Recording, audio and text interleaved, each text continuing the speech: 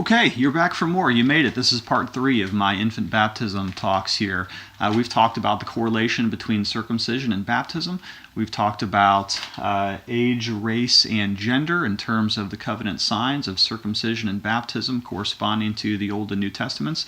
And now let's talk a little bit about mode.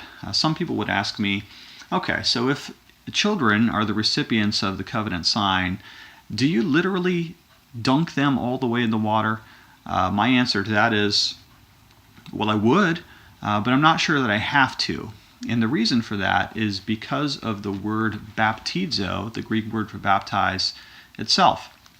Now, surely, if you were raised in a Baptistic tradition, you know that the word baptizo in the Greek literally means to immerse and to dunk all the way under the water.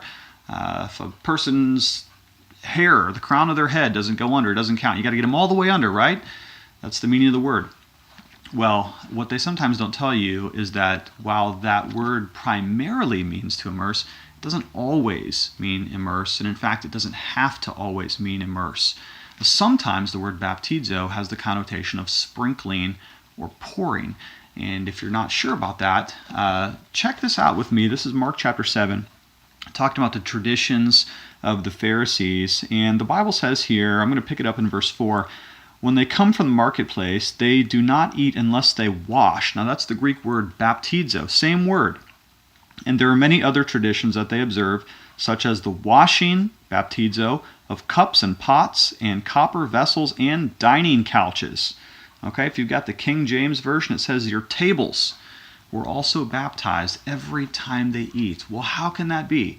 Are we to assume that before dinner every night they'd put the couch up on their shoulder and 2 or 3 men, probably the teenagers, would take it out to the river and completely immerse that couch and bring it back just in time for supper? No. The word baptizo here in the Greek has the connotation of sprinkling or pouring. It was a ceremonial cleansing that the Pharisees would do in order to prepare themselves for meals and to separate themselves symbolically and ceremonially from the Gentiles. So, baptizo does sometimes have the connotation of sprinkling or pouring. And so what I would say is this. Much of our argumentation about the mode of baptism, whether it's sprinkling, pouring, or completely immersing, is largely irrelevant. What really matters, I would hold, is the promises of God that He makes to us in baptism. Now here's probably the big difference between the Baptists and the Presbyterians on this. The Baptists tend to think of baptism as an upward expression of my dedication or faith to God. It's what I'm saying to God. God, I will be yours. I will follow. I will obey. I want to publicly tell the world that I belong to you. But the Presbyterians would say this, no, baptism is primarily a downward trajectory. It's something that God says to us.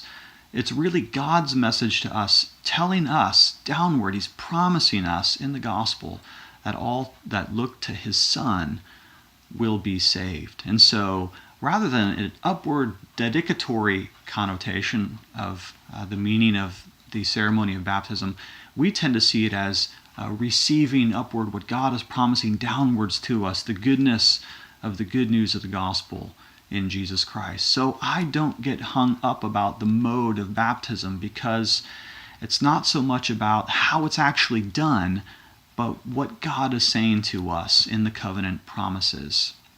That what at the end of the day is the most important thing of all. Okay, well, I hope you learned something. I hope you have a better understanding of why Presbyterians baptize our children, and Lord willing, you might even consider baptizing yours. Okay, have a great day. Love you lots. See you soon.